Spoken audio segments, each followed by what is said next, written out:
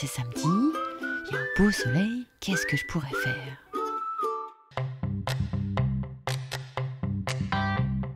Bonjour Léa, qu'est-ce que je pourrais faire aujourd'hui? Que souhaitez-vous faire? Débrancher? Être au calme? Découvrir? Ou partir à l'aventure?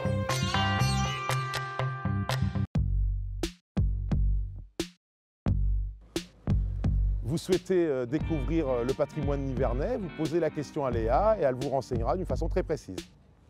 Notre projet, c'est une plateforme d'intelligence touristique avec un agent conversationnel animé. Vous allez parler à Léa qui comprend le langage naturel. Que peut-on visiter aujourd'hui? Je vous conseille 3 lieux incontournables, le prieuré à la Cette plateforme, c'est l'aboutissement de 2 ans de travail. On a pu bénéficier de 50% du montant du coût de cette future plateforme. C'est vrai que si ces 50% n'étaient pas venus abonder ce que nous, on était en capacité de mobiliser sur notre territoire, eh bien, on aurait fait effectivement un beau cahier des charges, on aurait trouvé la société qui aurait pu assurer le développement, mais on n'aurait pas pu se le financer. Vous êtes un épicurien, un fin gastronome? Eh bien écoutez, posez la question à Léa, elle vous donnera toutes nos bonnes tables.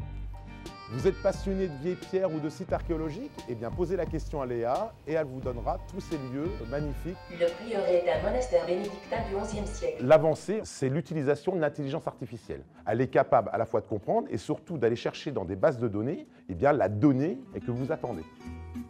Et sinon, comment puis-je occuper mes enfants?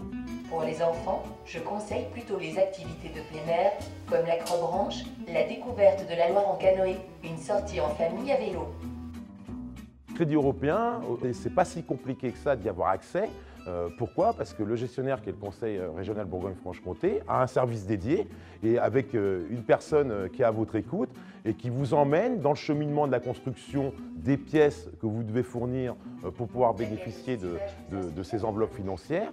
Et c'est quelque chose finalement qui fait un petit peu peur comme ça à premier abord, mais avec l'accompagnement de ce dossier, moi je l'ai monté très rapidement.